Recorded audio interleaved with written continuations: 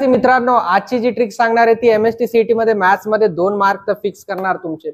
जसं आपल्याला माहिती आहे x² + 2hxy + by² + 2gx + 2fy + c = 0 हे काय, हे जनरल सेकंड डिग्री इक्वेशन आहे।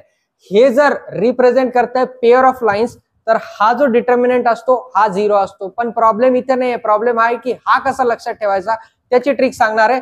तर A for all, H for happy, G for girls, H for having, B for beautiful, F for faces, G for go, F for